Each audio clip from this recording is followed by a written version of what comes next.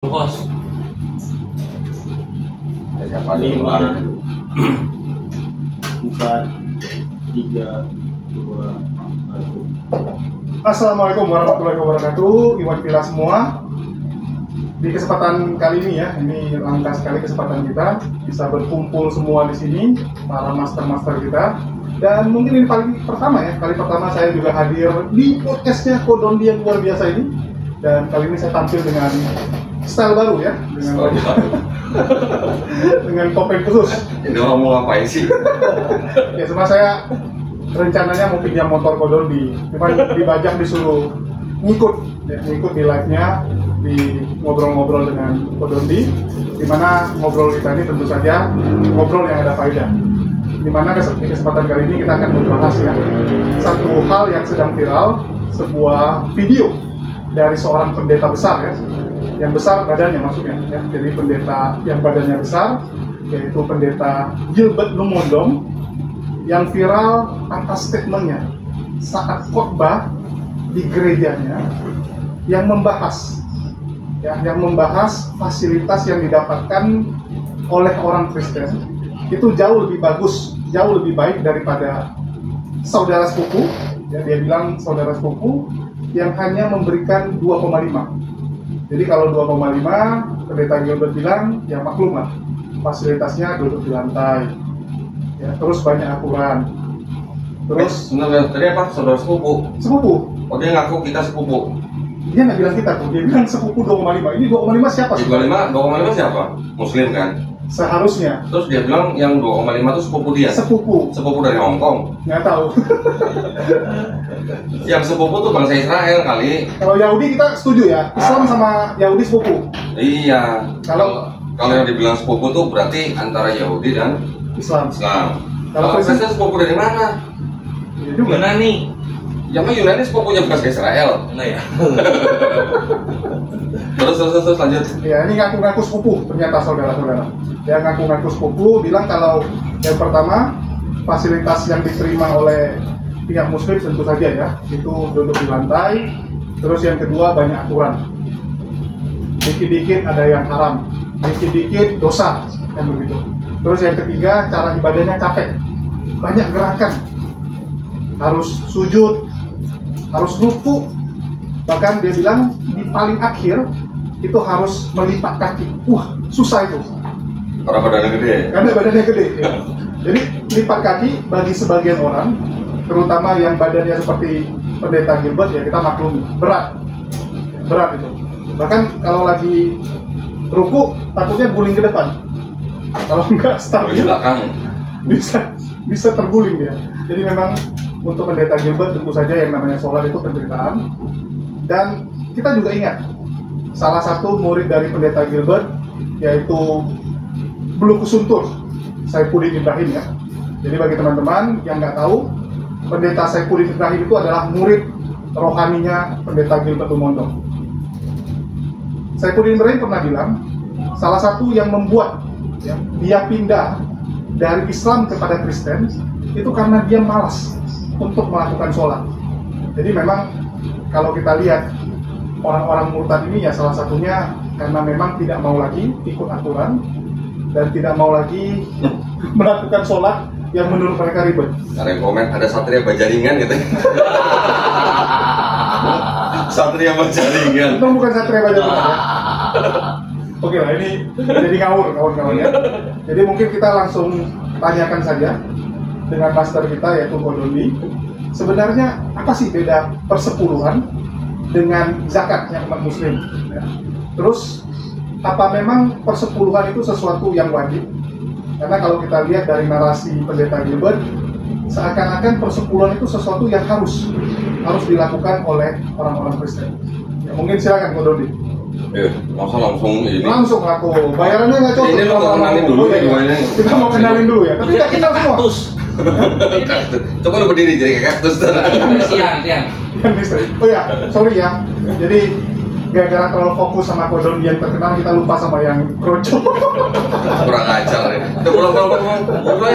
Lu yang bicara lu sekarang. Ini sisa bicara mulu Ikhwan. Sama Flores. Ya mungkin pendapat dari teman-teman dulu. Pendapat apa? Pendapatan. Oke, pendapatan saya mengenai topik yang ada. Pendapatan lu dari Ya anyway, cukup disayangkan ya seorang yang cukup kondang di komunitas agamanya itu karena nanti dulu. Jadi apa? Cukup disayangkan gitu. Nih ya udah dipakai deh. Ini kita ngikutin Umar, lagi sakit soalnya, manja dia. Jadi cukup disayangkan sih kalau aku pribadi. Aduh, kenapa keluar statement yang mungkin akan menyinggung kalau keluar gitu kan? Kita kemarin boleh dari mana nih? Sini ya? Iya bingung, banding kan kamera. Iya, jadi cukup disayangkan gitu. Cuman ini kan kita masih dari apa namanya? Kita masih mendengar secara sepintas. Kita mau melihat dulu kayak gimana sih komentarnya gitu, baru nanti kita komentari balik.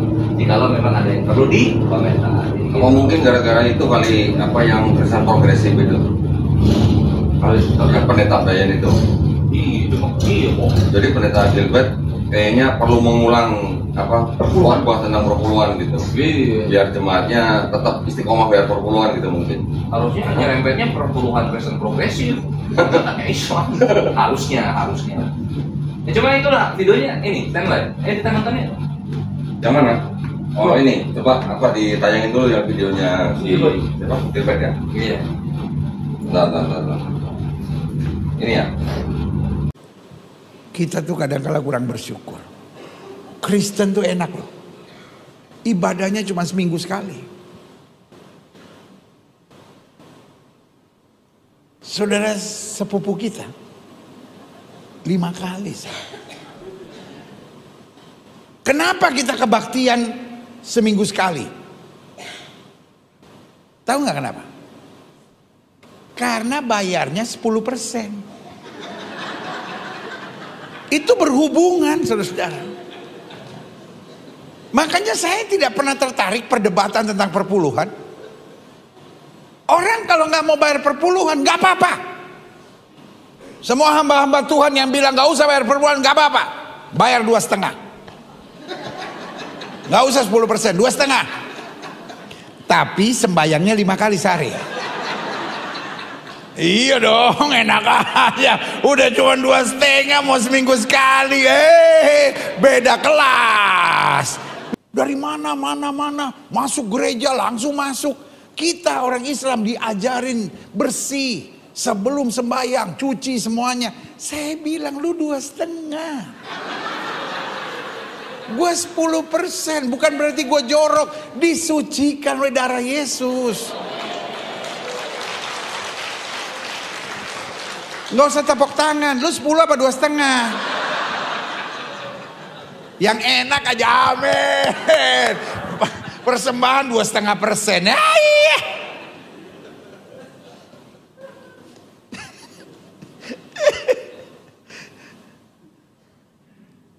Pak Guntur mana? Guntur. Yang section ini mulai minggu depan jangan taruh kursi. Yang 2,5 duduk di situ. Pasti bayar perpuluhan dia. Puas banget dia seminggu sekali. Gak usah cuci-cuci. Ya kan? Gak usah bergerak-bergerak. Loh, kita kan bayar 10%. Makanya kita kebaktian tenang aja. Ya kan? Paling berdiri, nyanyi, tempat. Santai. Ya kan? Tapi kok 2,5, setengah mati.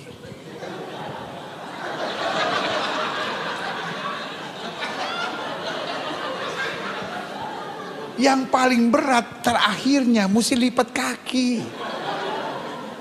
Nggak semua orang bisa. Iya kan? Kaki mesti dilipat, ayah. Tapi ya udahlah 2,5. Oke, udah ya. Ya.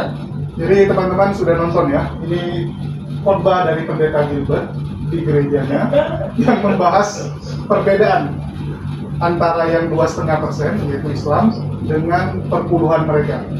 Jadi ini ingin menguatkan ya jemaatnya agar ya rajinlah bayar 10%. Karena kalau kalian bayar 2,5 besok kalian nggak dikasih kursi.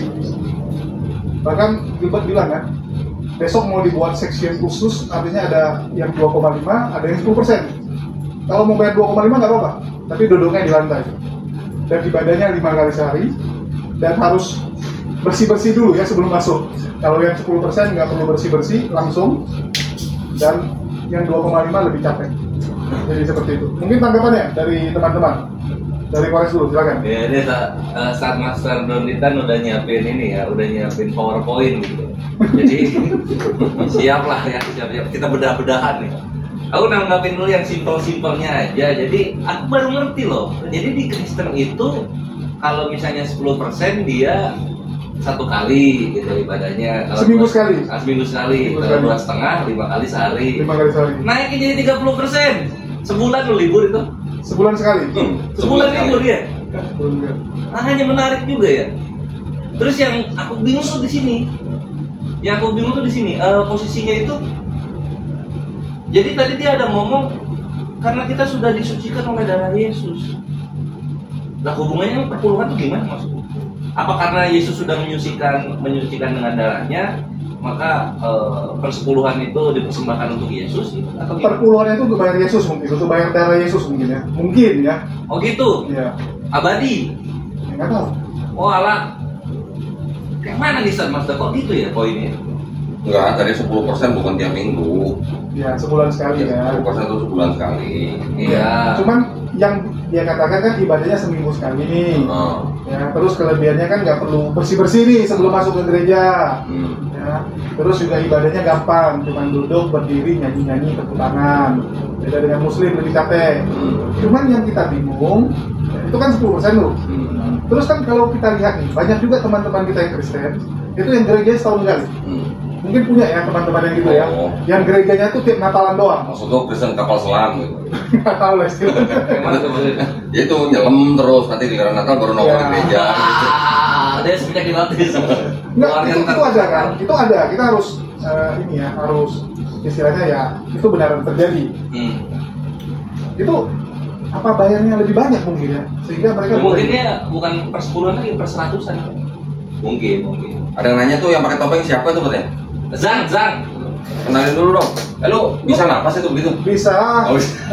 Wah, gua nggak terkenal di tempat Kodoni. Parah. Lanjut. Oke lah. Sekarang kita lihat aja ini ya. Nih.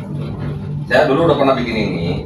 Saya dulu pernah bikin satu konten perpuluhan versus zakat. Nah ini kan kebetulan nih berarti kan. Bukan istilahnya yang diomongin Gilbert ini kan dia mau membandingkan perpuluhan dan zakat. Betul. Katanya kalau yang 2,5% itu ibadatnya 5 kali dalam sehari. Yang kenapa yang Kristen seminggu sekali? Karena 10% gitu kan katanya. Nah kita coba lihat nih perpuluhan yang menurut perspektifnya orang Yahudi yang benar-benar tahu hukum perpuluhan. Kita coba lihat ayatnya. Yang pertama nih perpuluhan dalam Kristen itu ya 10% kan per bulan. Kalau kolekte sukarela. Ini sama aja kayak infak lah kalau kolekte lah. Kalau buat sulung itu ada 100%, itu pertama kali ketika dapat penghasilan.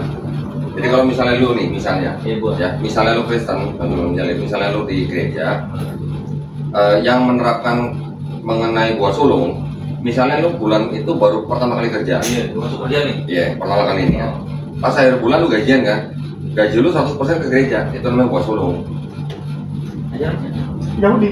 Di gereja tuh begitu. Tapi kok tanya. Ini kan 1 kali buah sulung ya, setahu aku ada orang bikinnya jadi setahun sekali karena mereka mengacu kepada aslinya itu kan panen pertama di musim semi kan. Ya. Jadi konteksnya sebenarnya kalau dalam Yahudi ada yang namanya istilahnya kan mereka kan petani, ya kan? Setiap tahun mereka memberikan buah sulung. Tapi kalau aplikasinya di gereja itu nggak seperti itu karena mungkin orang-orang gereja itu bukan petani, jadi mereka ganti dengan gaji mereka. Gaji sulung jadi. Gaji sulung. Gitu. Oh siap. Jadi gaji pertama itu masuk ke gereja 100%. Nah lu sebulan kerja kan udah modal tuh transport, makan segala macam kan, hilang semua. Nanti bulan kedua baru lu mulai ngambil gaji lu sendiri. Jadi amal. Yang bulan kedua dari gaji lu diambil 10% buat gereja. Jadi awalnya 100. Bulan berikutnya 10. Ya. Oh. Ya. Ini Mantap. ini cuma info aja nih. Nah, terus kita lihat di Kristen mereka sering banget membacakan ayat Maliaki 3 ayat 8 dan 10 ya, yang ayat 10-nya bawalah seluruh persembahan persepuluhan itu ke dalam rumah perbendaharaan supaya ada persediaan makanan di rumahku, dan ujilah aku firman Tuhan turun alam, apakah aku tidak membukakan bagimu tingkap-tingkap langit dan mencurahkan berkat kepadamu sampai berkelimpahan. Biasanya yang tiap bulan atau awal bulan membacakan ayat ini tuh gereja-gereja yang dari Protestan. Kalau Katolik sih jarang baca ini lah. Jadi ini jadi ayat andalan dari gereja di kalangan Protestan untuk reminder. Tahu ya reminder ya? Iya, mengingatkan gitu lah. Mengingatkan jemaat udah saatnya baru. Ini tagihan. Jangan lupa bayar tagihan. Yang nomor 8 sama 9-nya kok nggak dibawain? Itu seru juga loh. Coba kita lihat ya. Iya, kita buka ya. Jadi memang ada beberapa pendeta bilang gini, manusia ini gampang pelupa. Jadi kadang-kadang kita harus mengingatkan terus. Ya kan kalau anak sekolah aja kan kalau nggak dikasih bel kan suka lupa. Iya betul. Ya. Kita buka nanti ayat 89-nya. Iya. Yang bagian itunya diingetin juga nggak gitu posisinya? Tapi ini keren sih. Kenapa? Dengan ngasih perpuluhan, baru langit akan bukakan pintunya. Kalau nggak nanti nggak dibuka. Oh gitu ya? Itu tulisannya kan gitu. Oh, Variasi ya. iya. 3, 8. Jadi itu kayak pemancing pintu langit. Ini bikinan Islam bukan nih websitenya? Oh ini PowerPoint ini. Ini Mirip kiamat. bukan PowerPoint, ini aplikasi Bible. Oh, aplikasi. Maliaki 38. Bolehkah manusia menipu Allah? Namun kamu menipu aku. Tapi kamu berkata dengan cara bagaimanakah kami menipu engkau? Mengenai persembahan persepuluhan dan persembahan khusus, kamu telah kena kutuk, tetapi kamu masih menipu aku, ya kamu seluruh bangsa. Nah, ayat 10-nya ini yang sering dipakai. Oh gitu. Bawalah seluruh persembahan persepuluhan itu ke dalam rumah perbendaharaan supaya ada persediaan makanan di rumahku, dan ujilah aku, firman Tuhan semesta alam. Apakah aku tidak membukakan bagimu tingkap-tingkap langit dan mencurahkan berkat kepadamu sampai berkelimpahan? Tapi ingat, ini kan ayat adanya di Perjanjian Lama. Berarti berlakunya untuk siapa? Israel gitu loh ya. Nanti kita lihat dulu ayat dasarnya yang kenapa ada Maliaki ini ya. Kita nanti buka ke ini Ulangan 14, 22 sampai 27, persembahan persepuluhan. Haruslah engkau benar-benar mempersembahkan 1/10 dari hasil benih yang tumbuh di ladangmu tahun demi tahun. Tahun demi tahun apa bulan demi bulan? Tahun demi tahun. Hah? Ya karena kan mereka Bukan bulan demi bulan. Ya kan bulan di dalam tahun, bisa dong. Iya. Bisa lah. Oh. Gua bela apa? Maksudnya dicicil maksudnya? enggak berkelanjutan maksudnya kan. Kelanjutan di dalam Berkelanjutan. setahun. Iya. Ini disuruhnya tahun demi tahun, ya kan? Di hadapan Tuhan Allahmu, di tempat yang dipilihnya untuk membuat namanya diam di sana, haruslah engkau memakan persembahan persepuluhan dari gandummu, dari anggurmu dan minyakmu, ataupun dari anak-anak sulung lembu sapimu dan kambing dombamu, supaya engkau belajar untuk selalu takut akan Tuhan Allahmu.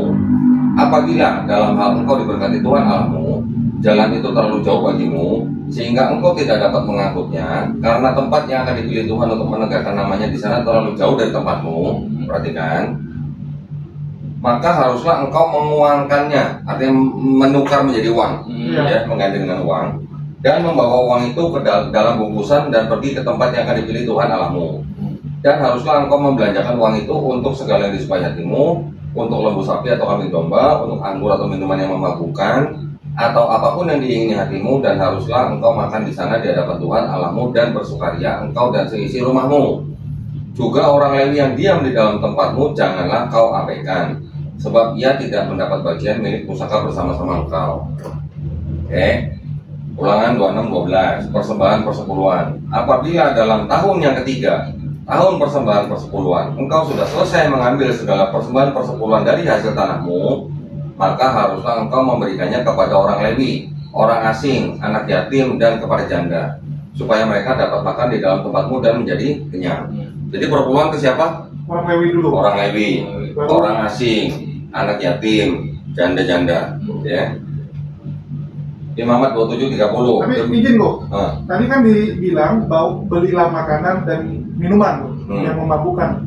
Terus dimakan dan minum. Ada minum dong. Itu nanti jangan lupa itu nanti. Imamat 27:30. Demikian juga segala persembahan persepuluhan dari tanah, baik dari hasil benih di tanah maupun dari buah pohon-pohonan, adalah milik Tuhan. Itulah persembahan kudus bagi Tuhan. Ulangan 14:29. Maka orang Lewi karena ia tidak mendapat bagian milik pusaka bersama-sama engkau dan orang asing, anak yatim, dan janda yang di dalam tempatmu akan datang makan dan menjadi kenyang, supaya Tuhan Allahmu memberkati engkau di dalam segala usaha yang dikerjakan tanganmu. Bilangan 18, 21 dan 26. Mengenai Bani Lewi ya, Bani Lewi lagi nih. Sesungguhnya aku berikan kepada mereka segala persembahan persepuluhan di antara orang Israel sebagai milik pusakanya. Untuk apa? Membalas pekerjaan yang dilakukan mereka, pekerjaan pada kemah pertemuan. 26. Lagi haruslah engkau berbicara kepada orang Lewi dan berkata kepada mereka, apabila kamu menerima dari pihak orang Israel persembahan persepuluhan yang kuberikan kepadamu dari pihak mereka sebagai milik pusakamu, maka haruslah kamu mempersembahkan sebagian daripadanya sebagai persembahan khusus kepada Tuhan, yakni persembahan persepuluhanmu dari persembahan persepuluhan itu. Oke. 2 Tawarikh 31, 4-5. Ia memerintahkan rakyat, yakni penduduk Yerusalem, untuk memberikan sumbangan yang menjadi bagian para imam dan orang-orang Lewi, supaya mereka dapat mencurahkan tenaganya untuk melaksanakan Taurat Tuhan. Segera setelah perintah ini tersiar, orang Israel membawa dalam jumlah yang besar hasil pertama daripada gandum, anggur, minyak, madu, dan segala macam hasil bumi. Mereka membawa juga persembahan persepuluhan dari segala sesuatu dalam jumlah yang besar. 2 Korintus 9 ayat 7. Nah, ini konteks perpuluhan di dalam perjanjian baru. Kalau yang tadi itu di dalam perjanjian lama ya. Ini dalam perjanjian baru nih, 2 Korintus 9 ayat 7. Hendaklah masing-masing memberikan menurut kerelaan hatinya, jangan dengan sedih hati atau karena paksaan, sebab Allah mengasihi orang yang memberi dengan sukacita. Kisah Para Rasul 20:35. Dalam segala sesuatu telah kuberikan contoh kepada kamu, bahwa dengan bekerja demikian kita harus membantu orang-orang yang lemah dan harus mengingat perkataan Tuhan Yesus, sebab Ia sendiri telah mengatakan adalah lebih berbahagia memberi daripada menerima. Nah, kalau ini bawa sulung nih, perjanjian lama nih, Nehemia 10:35. Lagi pula setiap tahun kami akan membawa ke rumah Tuhan hasil yang pertama dari tanah kami dan buah sulung segala pohon. Perpuluhan dalam perjanjian baru ada lagi. Jadi orang Kristen yang mengaku bahwa hukum Taurat telah dibatalkan dengan kematian Yesus di atas kayu salib dan mengikuti perjanjian baru, haruskah mereka membayar perpuluhan? Menurut ajaran Paulus, hukum Taurat untuk orang-orang yang non-Yahudi kan sudah dibatalkan dengan mati Yesus di atas kayu salib. Ya kan? Efesus 2:15. Terus kalau hukum Tauratnya sudah dibatalin, harusnya bayar perpuluhan nggak? Ya. Hah? Ya. Harusnya enggak ya? Harusnya Ya. Harusnya seikhlasnya aja seperti tadi. Ya, maksudnya kan perpuluhan kan adanya di bawah hukum Taurat. Sekarang orang Kristen bilang hukum Taurat sudah batal dengan mati Yesus di atas kayu salib. Betul kan? Yang bilang batalin kan Paulus. Berarti kalau hukum Taurat yang ada perpuluhan ini sudah dibatalkan dengan mati Yesus di atas kayu salib, terus orang Kristen tetap harus bayar perpuluhan nggak? Logikanya gitu. Tidak. Oh, gini jawabnya. Tenang. Gini jawabnya. Jadi membayarnya itu nggak perpuluhan perjanjian lama, tapi perpuluhan perjanjian baru. Gitu. Buat lah ayatnya kalau gitu. Jadi hukum apa? Iya. Nggak ada. Jadi hukumnya hukum apa? Hukum Paulus berarti. Hukum Paulus saja nggak terima perpuluhan. gimana sudah berjalan 2000 tahun? Gimana? Ya udah nggak apa-apa. Ini kan kita cuma membacakan dan kita hanya mengkritisi praktek yang sudah dijalankan 2000 tahun. Ya. Yang kedua. Itu belum kok. Udah 2000 tahun. Memangnya gereja mula-mula perpuluhan juga? Gua nggak tahu persisnya detailnya, tapi ya kemungkinan besar ada. Yang kedua, apakah pendeta-pendeta gereja sekarang itu keturunan suku Lewi? Lewi rohani. Lewi secara roh. Secara roh. Itu jawaban mereka soalnya. Oke, Lewi rohani. Sekarang Gua backup. kalau Lewi rohani, mereka melayani di bait suci mana? Ya di gereja. Nah, di gereja masing-masing kan berarti kan. Nah, sekarang sedangkan tadi yang kita baca ayat di perjanjian lama itu tempatnya aja terkhusus, Oh, nggak boleh sembarangan. bukan di setiap gereja. Ya, artinya oke, kalau bahasa Israel kita tahu mereka belum ada gereja yang seperti orang Kristen. Mereka disediakan bait suci kan, yang sudah dibangun pada zaman Salomo, yang sudah dihancurkan oleh Babilonia, dibangun lagi pada zaman mereka dikembalikan di zaman ketika mereka dikuasai oleh Persia, ya kan? Sampai akhirnya dihancurkan oleh Jenderal Titus di tahun 70 Masehi. Pertanyaannya, apakah orang Yahudi semenjak bait suci kedua dihancurkan, apakah mereka melakukan praktek perpuluhan? Mark, gua tanya lu. Ya, jadi persepuluhan itu nggak bisa dilakukan kalau nggak di tanah Israel. Ya. Persepuluhan itu bisa dilakukan kalau ada bayi sucinya. Ya. Terus untuk konteks Mariani 38 itu kan Maaser Seni. Dalam Taurat itu kan ada 3 tuh, Maaser Rishon, Maaser Seni sama Maaser Ani. Tadi udah dirangkum sama Kodobi. Jadi persepuluhan itu hanya bisa dilakukan di tanah Israel setahun sekali, dan itu tidak bisa dilakukan di luar tanah Israel. Nah, di bait suci bukan? Di bait suci. Bait sucinya udah nggak ada. Habis itu bangsa Yahudi atau bangsa Israel masih melakukan perpuluhan nggak semenjak bait suci kedua dihancurkan? Nah, Nggak ada. Nggak ada kan? Nggak ada, karena nggak ada bait suci. Jadi semenjak bait suci yang kedua dihancurkan oleh Jenderal Titus di tahun 70 Masehi, bangsa Israel sudah tidak melakukan perpuluhan, tidak melakukan praktek perpuluhan. Oke? Terus tiba-tiba orang yang membuat hukum baru, ya, yang mengatakan bahwa hukum Taurat sudah dibatalkan dengan mati Yesus di atas kayu salib, tetap melakukan praktek perpuluhan sampai sekarang. Yang mana konteksnya kan udah jauh berbeda. Kalau yang ini untuk bangsa Israel saja, yang hidup di bawah hukum Taurat, yang ini hukum Tauratnya ditolak, hukum Tauratnya dibilang udah batal, tapi dia melakukan bagian daripada hukum Taurat itu. Nah, itu gimana? Kita nggak punya hak ya untuk melarang ya. Kita di sini cuma mengkritisi berdasarkan teks mereka sendiri loh. Berarti gini Bu, diduga kalau Ya sekarang pakai pengacara. Hati-hati deh Bang, duga sekarang. Buat dugaan nanti. jadi diduga kan analoginya gini Bu. Kalau apa yang bukan hak milik kita, terus kita ambil itu namanya apa? Mereka aja yang jawab ya. Penonton yang jawab, penonton. Mereka yang jawab aja. Oke, jadi mungkin gini, tunggu aman. Jadi begini, jadi kan tadi seperti yang saat Mas Donita katakan itu, Taurat itu dibatalkan ya. Itu Taurat Israelnya aja yang dibatalkan, Taurat bangsa lain tidak, jadi tetap berjalan. Tauratnya Bangsa lain. Iya. Emang bangsa lain ngikutin hukum Taurat? Lah kan Yesus untuk seluruh manusia, artinya seluruh manusia dihukum mana? Dihukum hukum Taurat. Kalau Yesus itu nggak sih? Ngarang kok. Ngarang lo. Gitu kan? Lah terus kenapa masih perpuluhan dong? Itu salah satu alasan logisnya begitu. Justru dulu nih gue punya pertanyaan begini. Paulus mengajarkan bahwa karena Yesus sudah mati di atas kayu salib, maka hukum Taurat sudah tidak berlaku bagi orang non-Yahudi. Gitu ya? Gitu. Karena itu, Paulus bilang, karena itu nggak perlu sunat fisik. Ya, cukup sunat apa? Rohani. Karena hukum Taurat sudah dibatalkan. Malah Paulus bilang, kalau kamu sunat, matinya Yesus di atas kayu salib itu nggak ada gunanya. Buat orang yang sunat itu, yang non-Yahudi ya. Pertanyaannya kan begini, kalau sunat fisik tidak perlu, cukup dengan sunat rohani, kenapa perpuluhannya nggak ada perpuluhan rohani gitu? Oh nggak bisa Bu. Kenapa? Itu perpuluhan rohani loh, pakai transfer soalnya, bukan uang cash kan, uang digital. Sebentar. Ustadz Kanamat telepon nih, pasti Ustadz Kanamat gatal nih pasti. Iya, datang. Assalamualaikum warahmatullahi wabarakatuh. Nih, Pak, gua tahu lo pasti gatal pasti. Halo ya. Gimana kan? Perpuluhan itu tapi Kan bener kan gatal kan? Langsung konek loh. Apa yang dibahas? Mantap Oke. Silakan Ustaz. tapi mana topi? Foto. Perpuluhan dulu. Topi. Gimana? Silakan. Ini udah gua kasih mic nih. Saya kan salam buat semua di sana. Katanya ada Karas sama Malek sama satu lagi siapa nggak tahu tuh. Hormat Ustaz tercinta. Waduh. Assalamualaikum warahmatullahi wabarakatuh. Taqabbalallahu minna wa minkum syamana wa syamakum. Semua di sana disayang Allah. Juga penonton dan di channel yang disayangi dari Allah. Taqabbalallahu minna wa minkum taqabbalallahu ya karim minal aidin wal faidin. Perpuluhan itu kasih topi sama jaket yang sudah dijanjikan dari 3 tahun yang lalu tempatnya kayak nama. Itu perpuluhan yang benar. Topi udah dikasih, masih aja minta topi, bingung gua. Itu kan katanya untuk apa? Oh, untuk Hato. Iya. Iya. Oke, ini jaket berdebu nih. Nah, itulah perpuluhan yang sejati. Itulah perpuluhan yang sejati kan. Terus.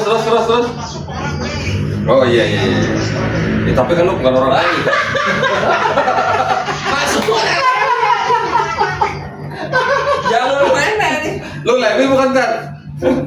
Kan lu bukan Lewi rohani. Lewi nanggung. Oh, Lewi nanggung, ya benar. Lewi nanggung. Lewi nanggung. Benar. Bukan gua namanya Lewi nanggung. Oh iya benar. Dia kan tinggalnya di Lewi nanggung. Oh, Wah, jangan salah. Siap.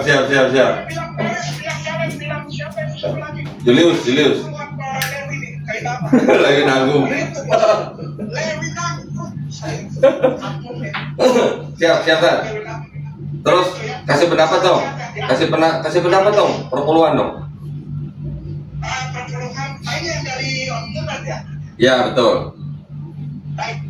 Coba. Kepada Gilbert yang sangat aku hormati bersama Kodoni, Kores, Malek, dan Audio. semua muslimin dan muslimat di Republik Indonesia, kita hormat dan sayang sama orang. Jangan bikin diri susah. Itu mempersulit diri sendiri. Gitu, Gilbert sayang. Mempersulit diri sendiri. Zakat itu 2,5%. Itu karena muslimin dan muslimah adalah orang yang patuh terhadap hukum Allah yang diturunkan oleh Jibril dan disampaikan oleh Jibril alaihissalam kepada baginda Rasulullah Muhammad SAW. Waalaikumsalam. Mana suaranya? Tat? Ya. Oh, terus. 2,5%. Lanjut. Itu adalah kami tanda kami patuh kepada hukum Allah yang diberikan kepada keturunan Ismail melalui kebenaran Nabi Allah Sayyidina wa Maulana Habibullah Rasulullah Muhammad SAW. Nah, kalau orang Ismail itu hukum zakatnya itu 3,3%, bukan perpuluhan. Om Gilbert kan pendeta masa nggak tahu, ya ampun. 3,3%, bukan 10%. 3,3%. Nanti dikumpulkan per 3 tahun baru jadi 9,9 dibulatkan jadi 10%. Nah itu adanya di ulangan 14 loh. Per 3 tahun 10 dibagi 3,3 gitu. Itu untuk keturunan Ishak. Kalau untuk keturunan Ismail karena dia anak tua, anak yang pertama 2,5 gitu. Kalau untuk pengikut Paulus gimana, Tan? Pengikut Paulus bayarnya nggak ada persen-persenan, tapi itu berapa ekor babi. Kok jadi babi? Oh, nggak pakai babi. Itulah ya, babi kecap, cunyuk. Bukan. Jadi perpuluhannya pakai ekor babi yang dipotong gitu atau gimana? Oh iya, seut terlalia. Kenapa kali itu? Seut hari raya. Hah? Iya, yang hari raya Roma itu. Oh, maksudnya hari raya pagan itu? Iya, kan itu perpuluhan. Setiap musim kan. Setiap pergantian musim kan. Ya. Masya Allah. Itu dipotong. Atau kalau di kampung saya itu berapa dogi yang ditoki? Dogi. Toki apaan? Siap. Gitu. Jadi, Siap. itu memang kita beda kepada Om Julian yang kami hormati. Anda itu bukanlah pengikut Kristus, jadi janganlah bilang kami pengikut Kristus sehat. Ibadahnya santai karena kita sudah beres 10%. Tidak usah lipat kaki. Yesus lipat kaki tengah malam sampai subuh kan Yesus. Tat Yesus sujud. Lipat kaki dan Yesus sujud kata. Sholatnya itu lipat kaki. Itu dari mulai jam 12:30 malam sampai subuh. Lalu gimana? Sujud kata. Bukan sujud lagi sampai jidatnya bojok-bojok gitu ya. Waduh. Oh. Mana ketemu? Enggak, kalau Yesus sujud berarti Yesus nungging dong, Tan. Ya nungging ya, Nah. maksudnya nungging. Nah, sekarang umat beragama apa tadi yang nungging doanya, Tan? Islam lah. Nah, alhamdulillah. Berarti kita ngikut Yesus dong, Tan? Maaf, Yesus ikutin kita. Waduh. Sakti. Sakti. Oh, berarti Yesus muslim dong, Tan? Iya. Oh, Di iya. dalam hadis riwayat yang sahih saja ditandain. Di dalam hadis riwayat yang sahih ketika beliau datang kedua kali, subuh itu di Perdana Putih di Damaskus. Kan sholat subuh itu. Iya. Beliau kan diminta jadi imam. Nah, Iya. beliau.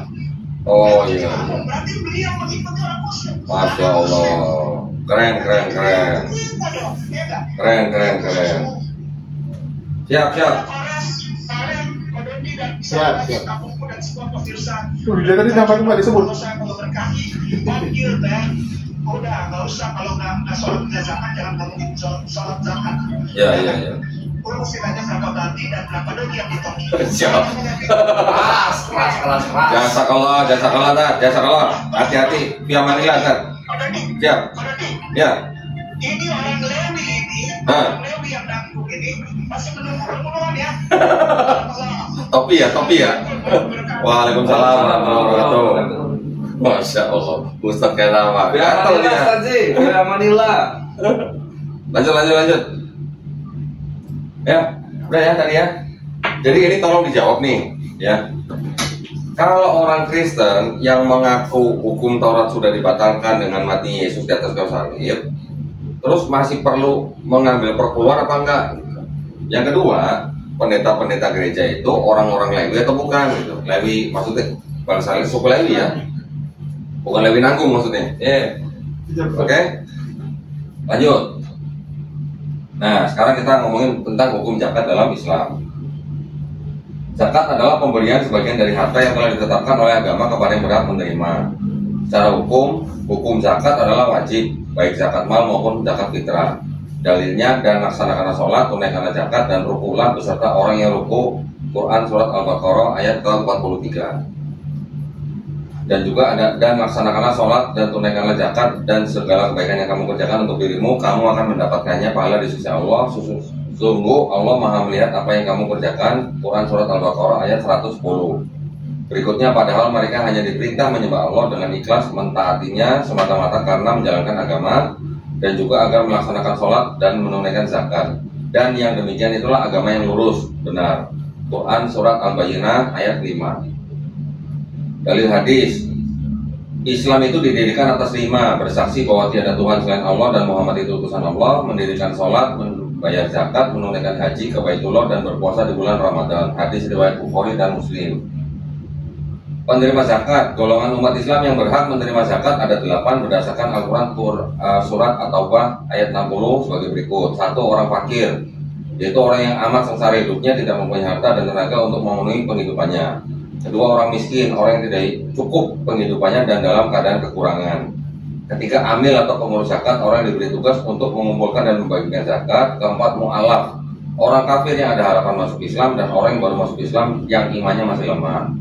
5. Memerdekakan budak, mencakup juga untuk melepaskan muslim yang ditawan oleh orang-orang kafir. 6. Orang berhutang, orang yang berhutang karena untuk kepentingannya yang bukan maksiat dan tidak sanggup membayarnya.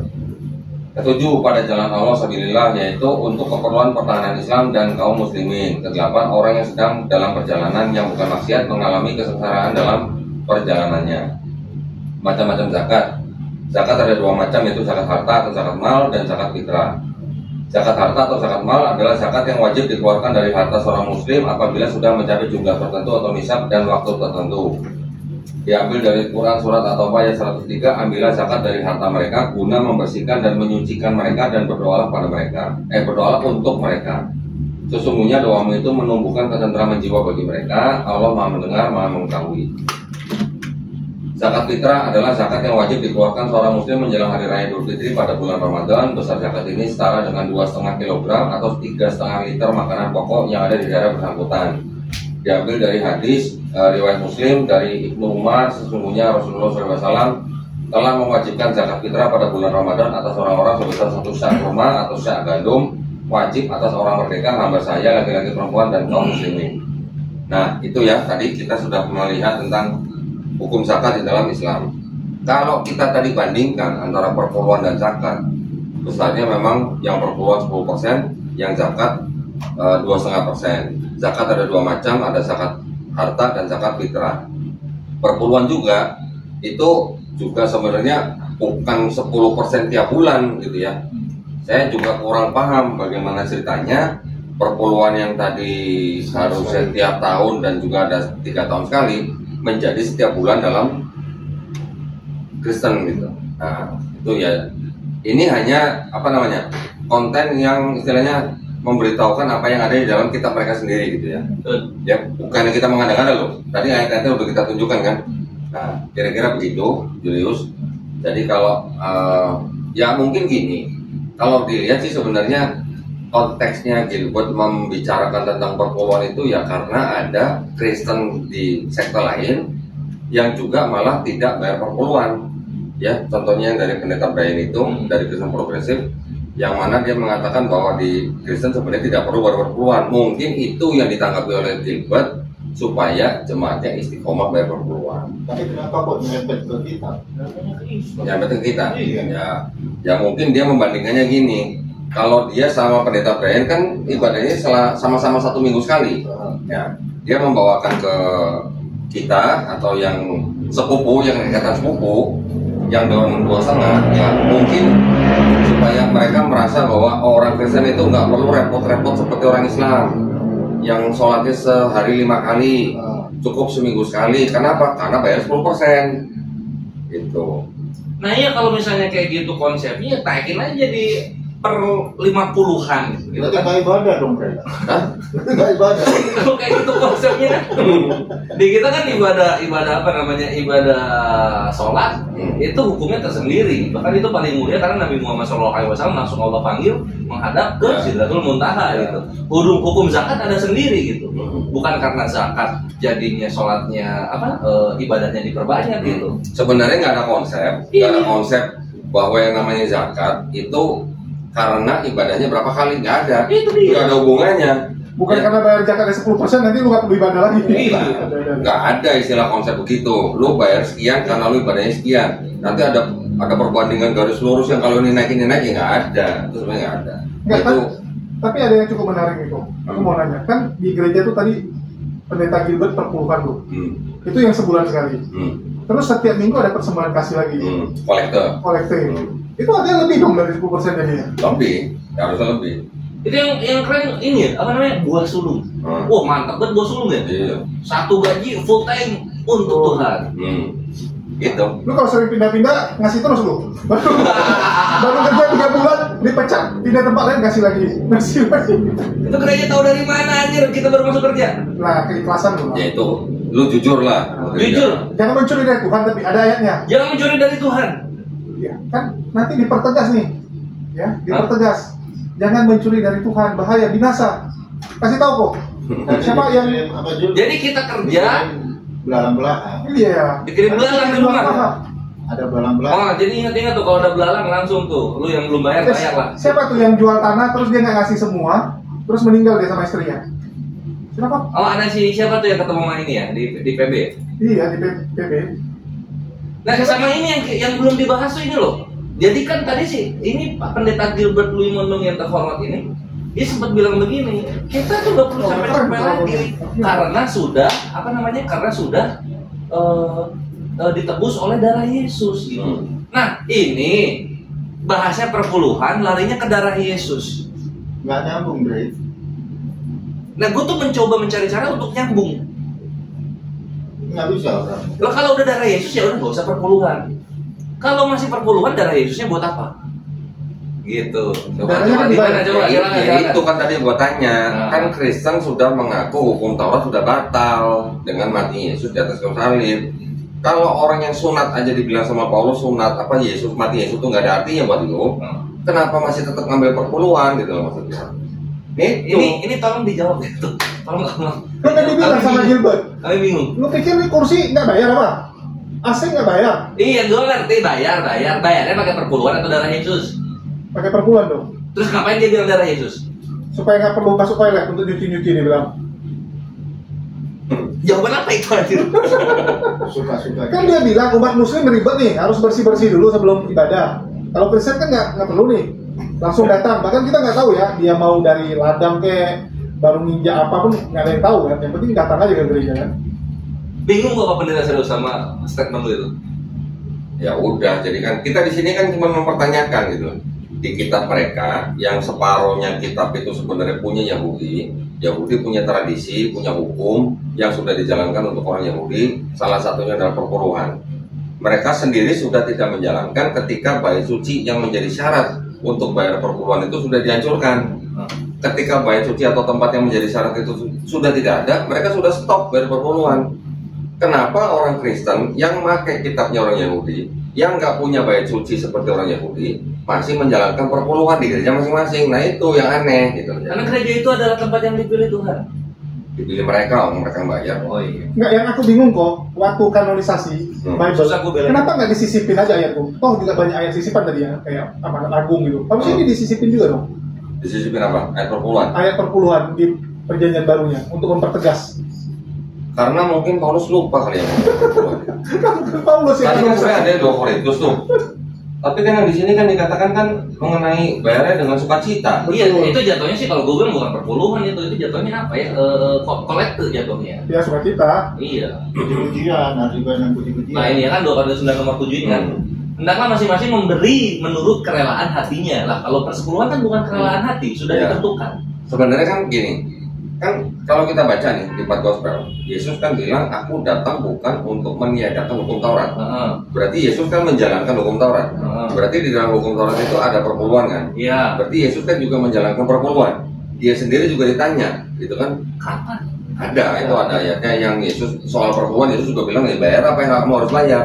Tetapi Yesus ngomong begitu kan dalam konteks dia ngomong kepada bangsa Israel yang sedang berada atau di bawah hukum Taurat. Betul. Yesus sendiri juga mengajarkan kepada orang dan murid-muridnya, ikutilah ajaran orang-orang siapa? Orang-orang Farisi. Kenapa? Karena orang-orang Farisi itu yang sudah menduduki kursi Musa.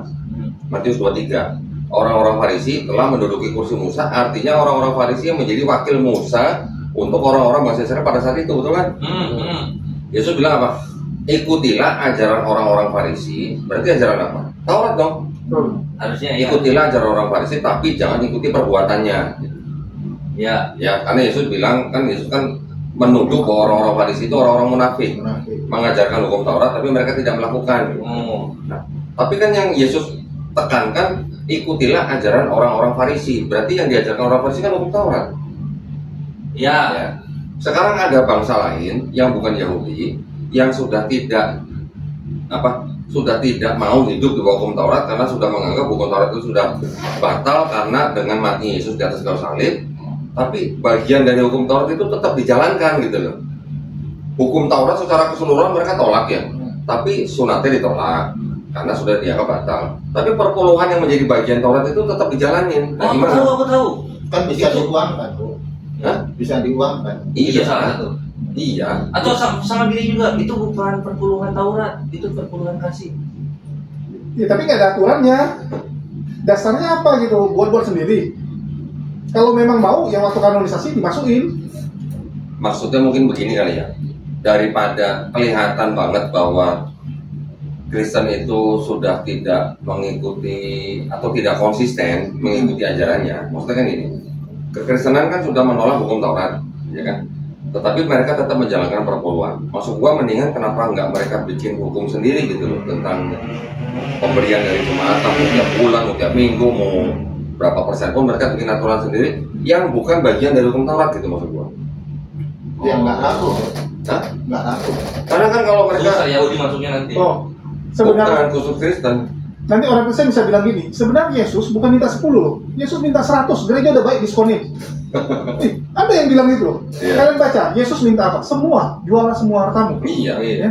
iya. Pendeta udah baik, diskonin 10. Udah dikasih diskon gitu ya. Nah, udah dikasih diskon. Harusnya jual semua hartamu ikut aku gitu Iya. kan. Lu di mana? Mau ikut itu 100%? Diduga nggak bener itu. Diduga mulu lu. Orang yang Tapi menduga-duga. gue pernah baca kalau nggak salah Matius 19 ya. Matius Iya, 19. Yesus suruh jual semua. Jualah segala milik hartamu. Waduh, terus yang disuruh kayak gitu. Kayak aduh, si itu sampan itu kayaknya itu. Mungkin kayak sisi. Oh itu, ikut berarti Yesus, ini.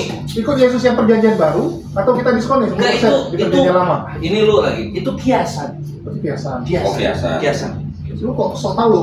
Pernah asumsi juga lu. Majas. Gua hanya mencoba. Lu kok kayak jadi oten lu, asumsi perkataan Yesus lu. Gua ini apa namanya? Kebanyakan ngobrol sama oten, jadi gitu.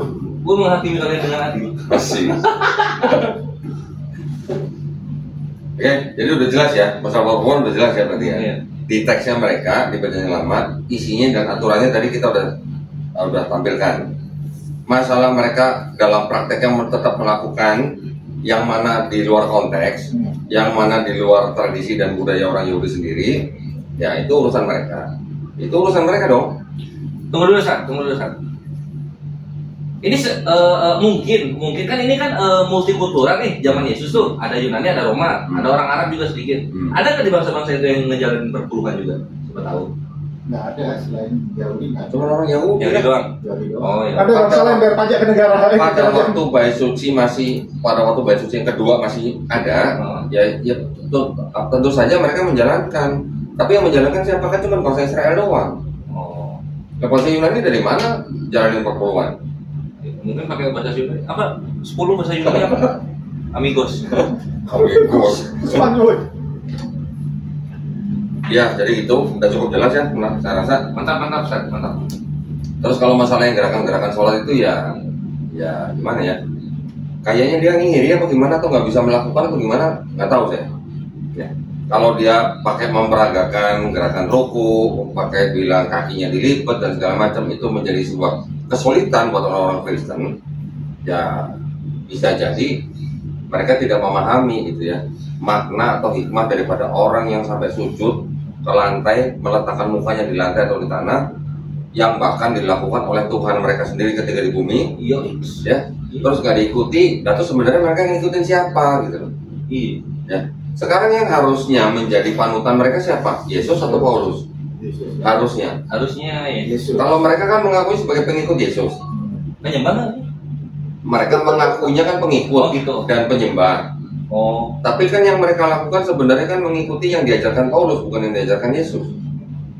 Yesus puasa 40 hari, Yesus nggak makan babi, Yesus sunat, Yesus sholatnya sujud, Yesus mati dikafanin menurut teks mereka kan. Nah sekarang yang mereka lakukan apa? Makan babi iya, doanya nggak sujud malah jengkrak-jengkrak, yang Protestan ya kan?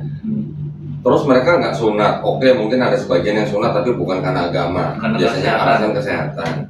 Terus mereka mati masuk peti kan, bukan dikafanin kan? Iya.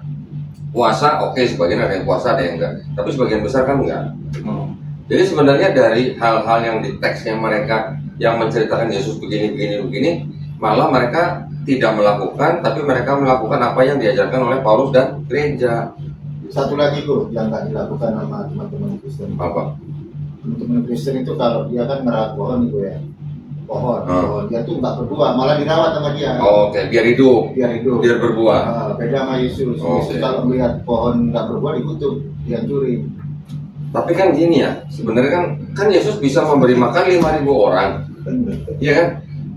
Bisa kan memberi makan 5.000 orang? Bisa, iya, bisa. Malah ada yang 4.000, ada yang 5.000 kan? Mau pulang lagi. Beda gospel, beda jumlah. Terus apa susahnya gitu Yesus bikin mukjizat membuat pohon Arab punya buah gitu? Oh nanti pesannya nggak dapat kepada manusia. Betul. Pesan apa? Pesan berikut ini. Pesannya Kalau adalah kata orang Luka, yang nggak berbuah harus dimusnahkan. Kalau kata Luka, suka-suka Yesus tuh pohonnya Yesus. Oh gitu ya. Kayaknya itu lebih. Enggak, tapi Gua nanya sejak kapan jadi beli pohon gitu? menurut orang Kristen, Yesus sedang ingin mengajarkan menjadi seorang Kristen harus punya buah. Jangan cuma jadi orang Kristen yang tidak melakukan apapun. Itu tafsir teologisnya. Tetapi kalau kita baca teksnya, ada disebutkan bahwa Yesus lagi lapar. Apakah laparnya lapar rohani?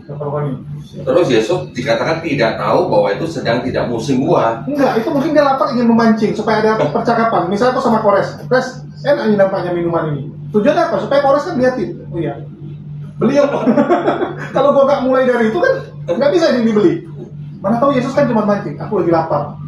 Baru waktu muridnya bilang itu guru, ada pohon gitu. Kalau mau ngajarin umat Kristen supaya berbuah, nggak usah dong mesti drama-drama lagi lapar dong harusnya. Tapi Yesus suka perumpamaan. Hampir semua pengajarannya perumpamaan. Tapi kan cerita itu bukan perumpamaan Yesus. Maksudnya gini, kalau misalnya disuruh berbuah, tapi tidak dipilih Allah, ya gimana mau berbuah? Efesus 1 nomor 4. Segala sesuatu, semua manusia telah dipilih Allah sebelum dunia dijadikan. Terus?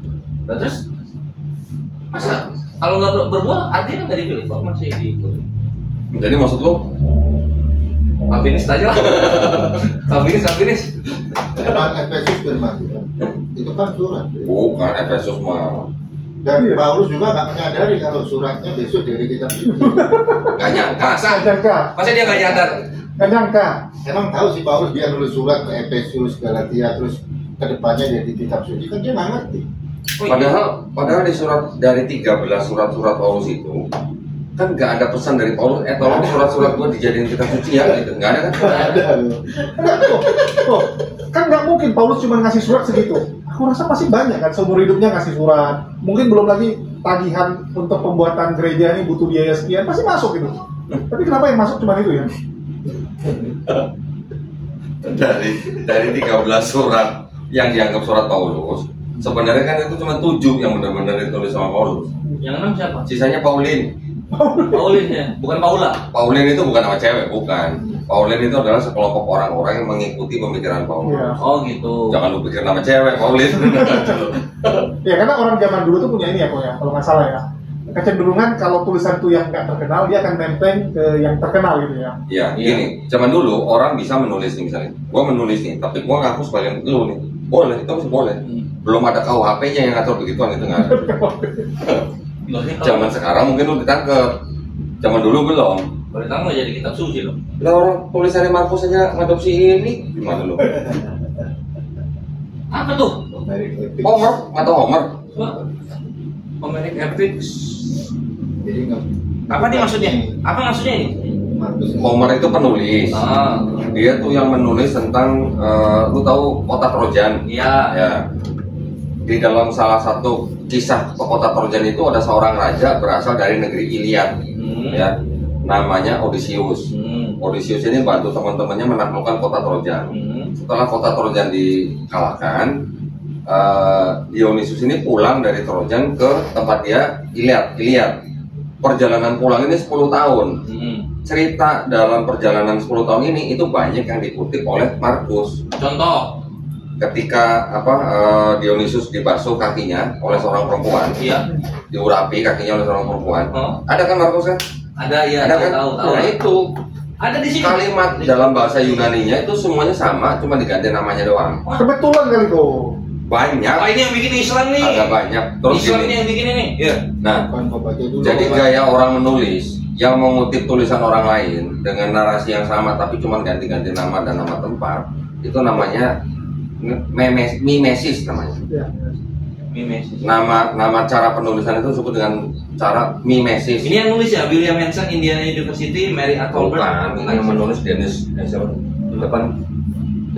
Oh ini yang nulis Dennis R. McDonald. Markus. Bukan Islam nih. Bukan. Oke. Penulis Markus mengadopsi tulisannya Homer, ya, tentang Dionysius. Penulis Yohanes mengadopsi tulisannya Euripides tentang Odysseus anak Zeus. Sama ceritanya. Banyak yang sama. Oh gitu. Oh ini. Wah mantap nih. Ada PDF-nya? Ada. Aku cari. Wah ini menjanjikan. Menjanjikan. Baca untuk keilmuan maksudnya. Kita kan harus apa? Bukannya bilang Yohanes juga terinspirasi dari 3 kitab sebelumnya kok. Kutip juga. Ada selebih tambahan gitu. Enggak. Kalau yang 3 kitab yang Markus, Matius, Lukas. Markus, Lukas itu kan disebut gospel sinoptik. Betul. Karena ceritanya hampir semua sama. Betul. Apa yang ada di dalam Matius itu 80% dari Markus. Betul. Yang di Lukas 60% dari Markus. Yohanes. Kenapa? Karena penulis Matius dan penulis Lukas ini menyadur dari Markus. Betul. Kalau Yohanes kan malah ditambah lagi kan? Kalau Yohanes dia menulisnya sama sekali tidak bersumber dari Markus. Dia menulis dengan gaya sendiri, dan penulis Yohanes dipercaya itu menulis Gospel Yohanes itu dalam rangka melawan atau memerangi kelompok Kristen lain yang Gnostik.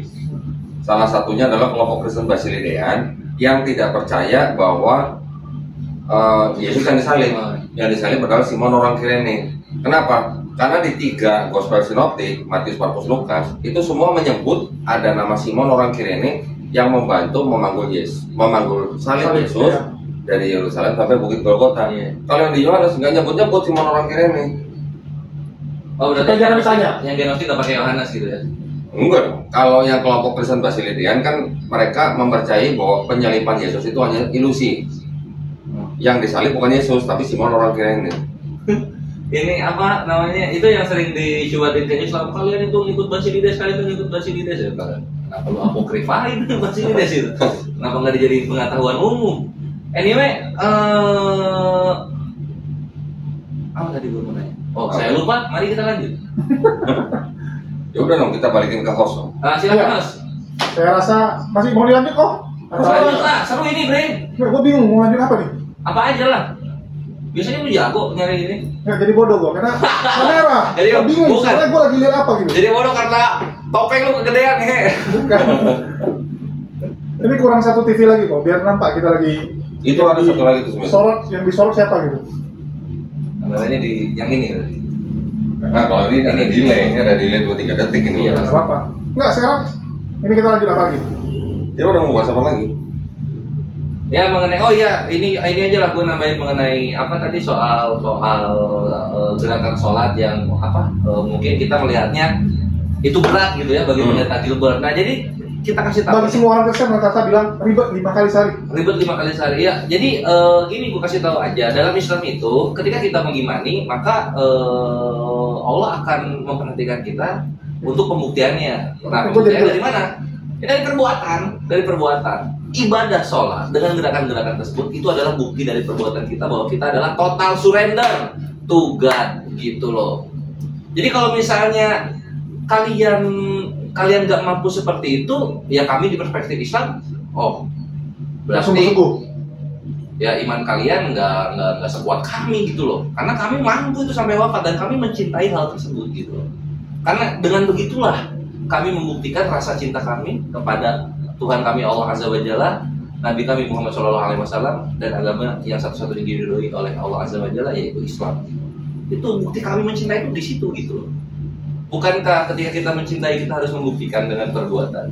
Nah kalau kalian tidak mampu seperti itu, lalu di mana nilainya rasa cinta kalian? Dengan nyogok, masih duit aja selesai. Oh iya, pakai duit ya, pakai duit ya. Lu mau kejar cewek, ngapain susah-susah? Kasih duit. Enggak, gini dong. Siap. Kalau gue sih lebih suka mikirnya gini. Materialistis jatuhnya, Bre, lu tuh sakit. Yes. Kenapa orang Kristen sholat? Jawabannya gampang. Orang Muslim sholat. Iya, kenapa orang Islam sholat gitu? Oh ini apa ini? Jawabannya gampang sebenarnya kan. Karena perintah Allah udah selesai. Iya. Perintah Allah turun langsung ke malaikat, langsung ke Nabi Muhammad SAW, diperintahkan sholat kepada umatnya. Kita menerima perintah untuk sholat, ya sudah kita cuma ngikutin perintah. Iya.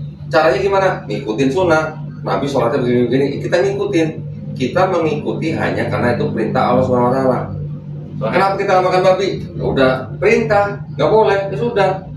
Kita mengikuti sunnah Nabi. Nah, ketika orang Kristen yang mengaku sebagai pengikut Yesus, kenapa nggak mengikuti sunnah Yesus gitu maksud gua? Ya. Gitu, padahal di teks mereka ada Yesus sujud, Yesus sholat pagi-pagi, subuh-subuh kan ada. Kenapa itu tidak diikuti gitu maksud gua? Karena nggak dikasih tahu jamnya sujud kayak gimana gitu. Itu lu, Katolik kan ada waktu ibadahnya kok. Ya nggak? Itu gimana? Waktu itu gimana? Gereja?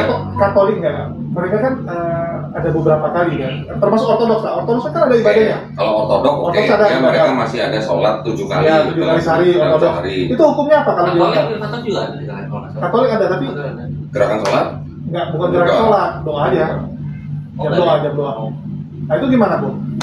Ya mungkin mereka hanya mengikuti tradisi-tradisi lama. Hukumnya apa kalau nggak dilakukan? Kalau nggak ada, kayaknya nggak ada sampai istilahnya dibilang sampai masuk neraka gitu enggak.